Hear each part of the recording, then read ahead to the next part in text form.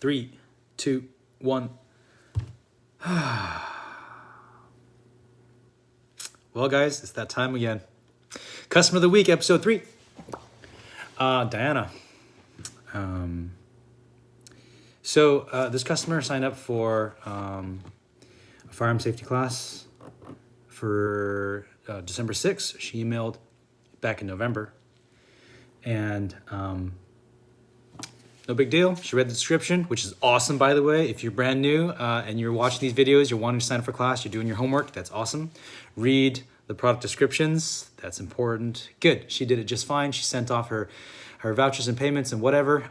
We're seeing a pattern here, seeing a bit of a pattern from folks who are coming in from Groupon, who may not exactly know what they're signing up for. In this case, she knew exactly what she was signing up for, but she didn't show up. So then, like a week and a half later, she no-shows, right? Signs up, pays everything for December 6th. A week and a half later, she no-shows. And she wants me to confirm to her that I got her payments. But she sent her additional payments through Venmo, and like Venmo is very clear. Like, it's different from mailing a check, you know? If you mail a check, it's out into the abyss. You don't know if your recipient actually gets the check, or if you, like a postcard or whatever. You don't know if your recipient actually gets that unless your recipient gives you a call, you know, or sends you some sort of response. But with Venmo and with PayPal and with these modern technologies, like, it's kind of obvious when it says, like, hey, you sent this money to XYZ. You know, it's got a date stamp on this transaction, and like you can see it, I can see it, everybody can see it. So she wants me to confirm that I received her money, and she sends me the confirmation, like, you sent Brian Wang $30 or whatever. And I'm like, you just sent me the confirmation, and you want me to confirm that you have a confirmation? Like, come on now. You don't need me to confirm that you sent me some money. Like, you know you sent me some money. So if you know you sent me some money, then yeah, come to class. Like, you have the address. It is on the website. Like, the website has all the date, time, and location for you. All you had to do is, like, sign up, send your money, show up to class. Not that complicated. I'm assuming, and again, this is an assumption, I'm assuming that if you're a customer, that you actually want to show up to what you're buying. Like, it sounds incredibly silly, but like, I don't know. Do people want to like buy a class and then they don't actually want to go? Or so anyways, she signs up for December 6th. She doesn't go.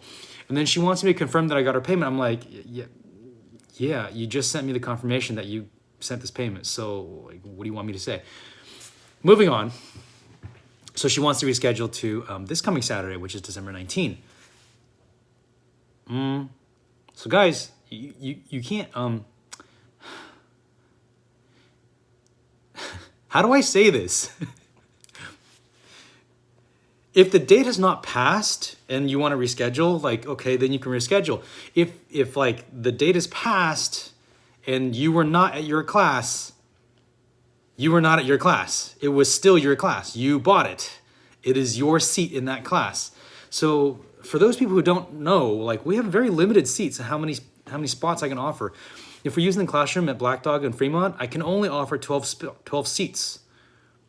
There's only 12 people in that class.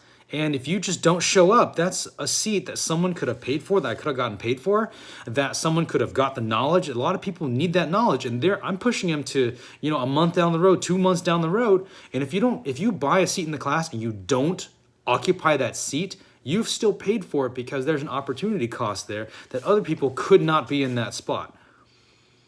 So when I said, like, some people don't know what they're signing up for, in this case, she understood what the class was that she was signing up for. What she didn't understand is she's buying this from a human.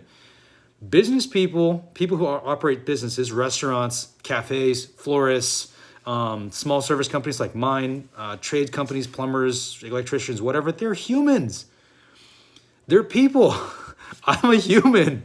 I can only work with 12 people on December 6th. And if you buy a spot and you don't come, and then you want to then have another spot in the class on December 19th. No, the answer is no, you may not reschedule for December 19th because your class was on December 6th. My reschedule policy is super generous. I spent so much time flying on Southwest. I gave so much of my money to Southwest Airlines that I looked at this, I was like, wait a minute.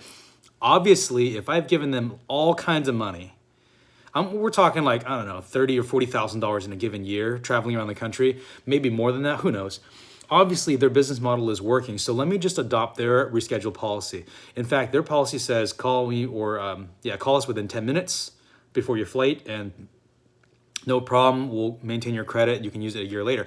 So I took that and I said, well, okay, don't call me 10 minutes because I'll be on the road up in the mountains, but email me an hour before class or anytime up to an hour before class, and I'll be happy to reapply your credit for anything, anything you want. And that credit's good for a year in your name.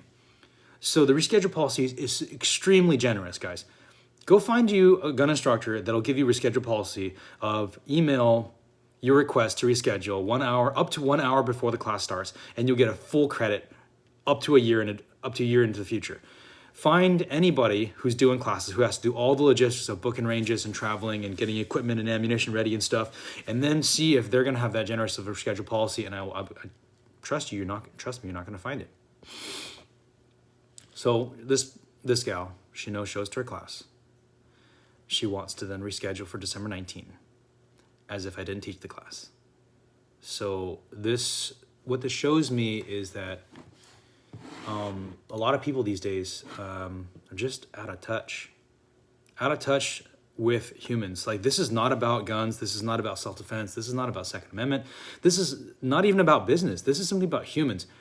Do you have the basic empathy to understand that that's a human that's doing labor, and you're asking me to do labor twice, and you're going to pay me once? So you're going to pay me once, and I'm going to do the labor for you because I sell a service, right? Like any other service provider, I provide a service. I teach people. I give you knowledge.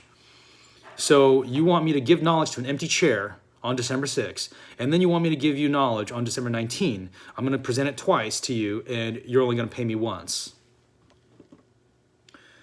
And the answer is no. I'm not going to do that.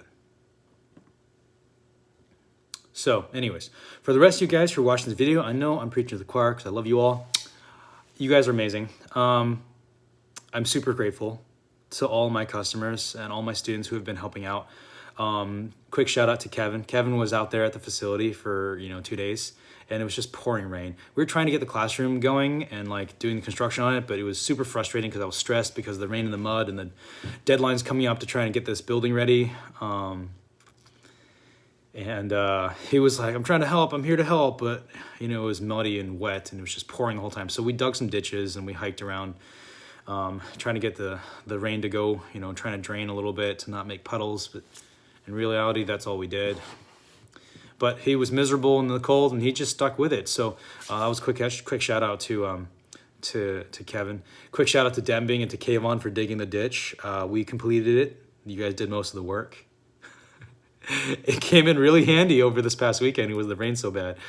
But yeah, man, these people I'm super proud of. I'm super appreciative of. And so there's two sides, I guess, really to this idea of the customer of the week, because there's the usual rant, which you'll start seeing a pattern. The reason why I have this rant, because it's just, I don't want to keep, it gets to a point where the frustration that I experience every week dealing with the same issues with the same customers, I mean, they have different names, but they're pretty much the same person. They become laughable, But moving on, part of this, the flip side of this coin is also to celebrate that there are some truly amazing humans that I get to work with, and I'm super duper grateful, super thankful. So yeah, quick shout out to those folks, and you know who you are. Those who have contributed, those who have donated ammo, those who have come to help out in the classes to help build and set up and bring snacks. Those people who have driven up on Saturdays, talking to you, Wendy, those people who have driven up on Saturdays to bring us food while I'm doing class or we're working, doing work parties, like, you're all amazing, and I wouldn't be here without you guys. So I guess today we'll sweeten up the rant a little bit at the end. Still doesn't take the edge off the frustration on dealing with some of these customers, but at least we can have a good laugh, and I can express my gratitude for some of those students who are truly just out of this world, kind and generous. Be good. My name is Brian Wang. Tune in next week for Customer of the Week. Bye.